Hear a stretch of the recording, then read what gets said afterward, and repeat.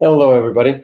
My name is Andrey, and I am super excited and immensely delighted to be speaking to you today at the CMS Africa Summit 2021. I work at Google on the Chrome and Web Partnerships team, and my job is to speak to companies and organizations worldwide about what the web can do for them and for their business, and how it can help them achieve their primary objectives. I hope that today we will have the chance to talk a little bit about the very fundamentals of what we feel is critically important for us to focus on so that you and your clients in Africa are able to succeed using web as your platform of choice. The title of the presentation is Optimizing for Joy. And I think it will be important for us to remember throughout that if we fundamentally aim at providing delightful, joyful experiences to our users, that almost always translates into success for our business or not-for-profit organization, whatever it might be. The key question is, though, how to go about it, how to go about understanding the necessary steps on that journey. Before we dive into that, let me share a story with you. A story where some of the character names have been changed so that we don't unnecessarily call out any specific platform or website, but where all the fundamental underlying facts are actually true. Let me introduce you to Nana. She's shaking up Germany's black beauty industry, and she has been hugely successful in proving the blindingly obvious to her financial backers. Black-owned businesses have a huge customer base, whether in the United States, but also in Europe. She launched her first site with just 300 euros, and she pushed it to over 50,000 euros in revenue. She used that success to power her main idea, which has really taken off recently.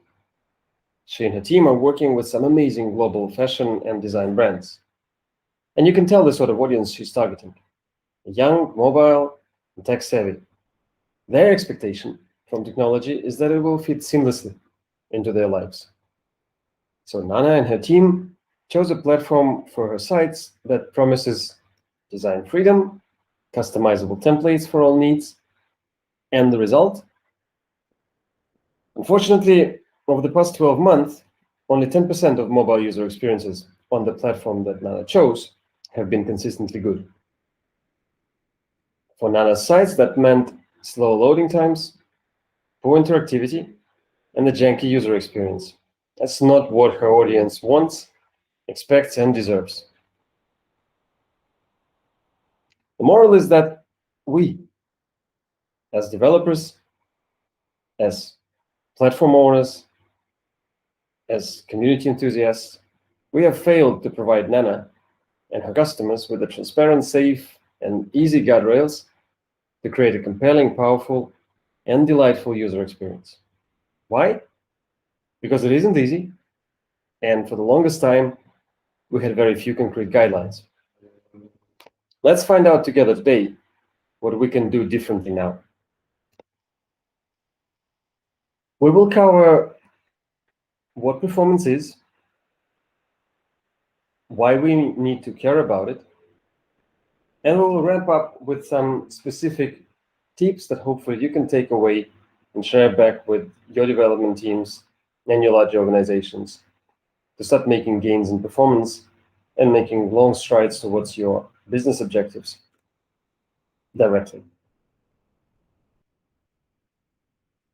What is performance that we talk about so much? I like to think about it in the context of general user experience. And while there are many, many ways to picture what a typical user experience on a website can look like and can be seen as, let's think about these three. At the very beginning of the interaction, something must appear on the page. And not just anything. It needs to be that item that speaks most to your visitor. That is the object of their visit, and is in many ways the purpose of your site's or your page's existence.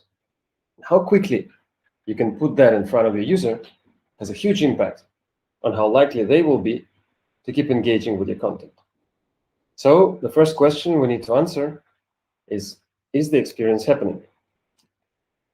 The second related question is all about the responsiveness of that experience. Once the bytes are actually on the page, that is not yet enough.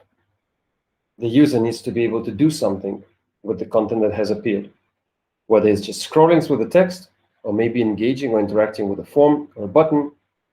They need to feel like the content is speaking back to them and they're getting closer to actually achieving whatever it is that they came to your page to achieve, or whatever it is, in fact, that you would like them to do to get closer to your goals. Finally, an aspect that is, in dry technical terms, referred as layout stability, I like to think about and call by the name of joy. Does the interaction with the website, with this page, spark joy in a user? Or is it an arduous and difficult journey through content that is constantly shifting and trying to run away from you just as you're about to complete an action that you're so keen on doing, or even just simply to read through the content that you place there in front of them? Let's quickly recap again and try to memorize these three aspects of performance as we continue to walk through the rest of the day. Is the experience actually happening? Are we putting bytes on screens?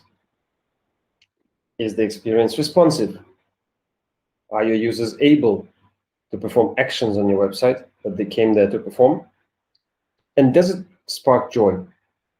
Is working with your page seamless, smooth, and delightful, or is it janky, jumpy, and annoying? Now, you might be asking yourself, well, all right, fair enough, Andrey, that's one way to look at the user experience, but how does it help us? How are we better able now to both understand how our site is performing and to measure it? Luckily, this is where COVID Vitals come in as the answer. COVID Vitals are a set of metrics developed by the Chrome team at Google to help us focus our attention on the three critical elements of user experience that we've just discussed in a measurable way. We can actually go out there, track the interactions and visits of your users to your website or any website in the world, and actually measure in milliseconds and percentages what happens to them. And we can split them into these three groups, look at them independently, but also together in concert to get a useful, practical, and actionable, wholesome picture of the user experience and performance of your website. Let's go over them one by one. Now, the first one that you saw is largest contentful paint. That relates directly to the concept of is it happening? This is where we're measuring how fast the largest meaningful content has appeared on a user's screen. Right? It's important to emphasize once again that we're actually talking about content on users' screens and not a simulation. So when we talk about the threshold for a good experience being set at 2.5 seconds, that means that we need to be taking into account that our users might be visiting our websites from all sorts of devices and all sorts of network conditions. And we need to be striving to provide as many of them as possible, for practical purposes, at least 75%, hopefully even more, with as perfect and as fast an experience as you can achieve, regardless of the restrictions that you might be facing. It's insufficient just to say that, oh, the top few percent of my users on the best devices and the perfect network conditions are getting a great experience. It is by far not going to be what supports the long-term success of your website. The second metric, looking after the aspect of responsiveness, is first input delay. Hopefully, it's also fairly straightforward, and it directly measures in milliseconds how much time elapses between a user trying to do something on a page and the page responding in some meaningful way. Whether it's a button that's been clicked or a form field that's been activated, how quickly can the user actually start doing something that will lead them further down the path of success on your website. And finally, the metric of joy, one of my favorite ones, sometimes one of the most difficult to crack, but all the most satisfying for that when you do manage to succeed with it, is cumulative layout shift. It quite simply measures in decimal fractions the amount by which the content on the page moves around without a user interaction when something gets in the way. Let me illustrate to you a little bit what I mean by that. In this particular example, when a user is trying to correct some previous actions that they've accomplished by mistake, potentially maybe because your site wasn't responsive enough. So, as many of us do sometimes, we've overclicked or over-tapped because we didn't really see a response fast enough. The shifting of the content, because of the introduction of a form, really in this particular case doesn't have anything to do with the main user flow, and definitely has nothing to do with the user's actions. Leads them, it is an extreme example, however, I've seen things that are pretty close to this, if not as extreme as this, leads them to performing an action that is exactly opposite of what they were trying to achieve. And this is certainly something that we want to try to avoid at all costs. Let's bring them all together once again. So thinking holistically about performance leads us into breaking it down into appearance, responsiveness, and stability, otherwise known as joy. And corresponding to all those three steps are the three core vitals metrics: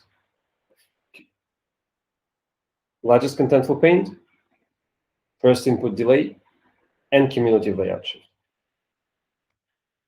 To learn more about these metrics, how they were chosen, the methodology behind the thresholds that we're aiming for, you can visit these links, or you can generally just look up core web vitals on web.dev and find a ton of useful information, including examples of other companies that have achieved great results and their path towards achieving them. Now that we know a little bit about what we mean when we talk about performance, it's probably time to ask ourselves the question of why is it that we care? There will be three main reasons I would like to focus on today. The first, and to me in many ways often the most important one, is our ability to achieve our key objectives by improving the performance of our sites. These objectives can be directly tied to revenue, as in the case of Vodafone Italy, one of the largest telco providers in Europe and Africa, or they can be measured in other ways. That is almost secondary here. The most important thing is that you need to understand what your website is trying to accomplish, and then you will see how better performance, how improved performance can help you accomplish that easier, faster, and with more effectiveness.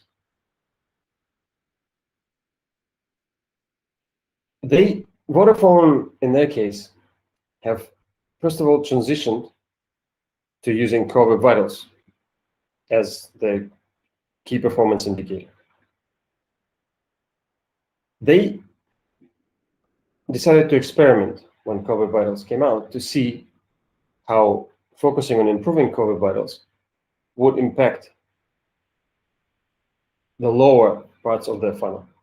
Why would I emphasize the fact that they were focusing on the lower part of the funnel? I think it's quite important, and we'll be coming back to this at the end as well a little bit. It's quite important for you to choose relatively small and meaningful elements of improvement and areas of focus that you can start with, instead of trying to tackle all the possible issues that your website might have. So as I said, again, in Vodafone's case, it was quite specifically transitioning to using core web vitals as a performance metric and seeing what would happen at the lower parts of the funnel when they improved performance. They introduced a range of improvements and then tested optimized pages versus their prior versions through a very clear and well-placed A/B testing campaign, where some of the users were getting the same experience they would get before the optimizations, and a part of the users would get the new experience. So that in this fairly straightforward fashion, Vodafone was able to get a very clear-cut and understandable result to their experiment. Optimized pages with better LCP, in this particular case with 30% better LCP, delivered better. They allowed them to convert more of their leads into visits. They allowed them to bring more of their visitors to put something in a shopping cart. And essentially, in that case, they got more sales out of it. They were aiming at driving sales and improving conversions at the lower end of the funnel, as we discussed, and they were able to achieve it, and they were able to measure it and compare it with the previous non-optimized version of the website. So the first reason we care about Core Web Vitals is that it has a measurable, clear impact on key objectives that your organization or business is pursuing. It can be revenue, but it also can be other things. And it's up to you to define and devise a clearly measurable approach to understanding that impact. And I highly encourage you to do that. The second reason that is actually very closely relevant to the fact that we're talking about this at the CMS Africa Summit specifically is that the latest state of affairs in the CMS space is somewhat better than it was a year ago, but still far from perfect. I'm using Magento here as an example of a platform that, while having improved somewhat over the past month, still hasn't quite achieved the levels of performance that we would have hoped to see from any platform.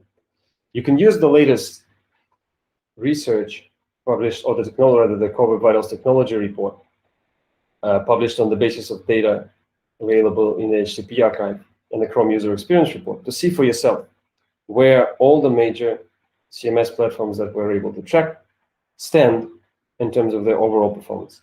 And while some are doing better than others, and while some have improved more than others over the past year, none of them are doing tremendously great, and all of them have a lot of space for improvement, giving us, of course, the opportunity to engage and provide solutions to make the situation better. Finally, the third reason is that traffic platforms, such as Google Search, but potentially also others, are able to now use Core Web Vitals and performance, because it's now measurable thanks to Core Web Vitals, as a factor in defining and determining the usefulness and relevance and quality of the content that they would show from any of your websites. Google Search in particular has chosen to incorporate Core Web Vitals into their page experience signals that they're now using to determine the quality of the websites that are being shown in Google Search results. Of course, it's just one of hundreds of factors that Google Search uses, but it's an important one, and critically, it's one of the few ones where you yourselves have a clear way to both measure and improve the situation. Finally, if you'd like to learn more about the direct business impact of performance, I highly encourage you to check out this study originally conducted by Deloitte that shows very clearly the measurable, specific, well-defined, and sometimes highly surprising impact that performance has on business indicators, from revenue to conversions to what have you. Now, to wrap up my part with you for the day, before we move on to your questions, let's talk a little bit about what you can do right now with the information that you now possess. My first and foremost advice to you is start measuring, start understanding today, straight after the summit is over. Try to understand, or even maybe during the breaks, try to understand where your site stands in terms of Core Web Vitals. There are plenty of tools available for you to go and check out how your core vitals look like. You can use Google Search Console if you signed up for that, or you can use PageSpeed Insights to run pretty much any website in the world and see if data is available for it. I remind you once again that core vitals are metrics collected in the field from real users. So when Chrome shows data through the Chrome User Experience Report about any particular website, it needs to make sure that, first of all, users whose session data is being shown have agreed to that data being collected, and also that there is enough data that it can be anonymized and shown in a way that does not expose any particular user's identity. So therefore, this means that Chrome's Core Web Vitals data is not available for all the websites everywhere, but it's available for millions of websites. And there's a high likelihood that your project would be present in a database and you would be able to get data for it. But even if it's not, and even if you can't get Core Web Vitals data through the Chrome User Experience Report and the PageSpeed Insights, all the more reason for you to use one of the third-party tools available to start collecting Core Web Vitals data for yourself, so that you always have first-hand, reliable information on how your website is doing. And in terms of advice that I can give to you as developers, or that you can pass on to your development teams if you don't do the development yourself, start by prioritizing. Remember the Vodafone example where they chose a specific thing to focus on. Select the tools that are available for you to understand your current situation and to measure the impact of your improvements. And ideally, pick a page to experiment with that, if improved, will show a meaningful enough change that you're able to notice and record it. Absolutely use A/B testing to make sure that you understand and can eliminate any other factors having an impact on how your users are treating your website. And don't treat this as a one-off process. Introduce continuous performance monitoring so that you're always able to track what any changes to your website might be doing to its performance, so that you're able to spot any issues, any potential issues, well in advance of them having a negative impact on your business performance.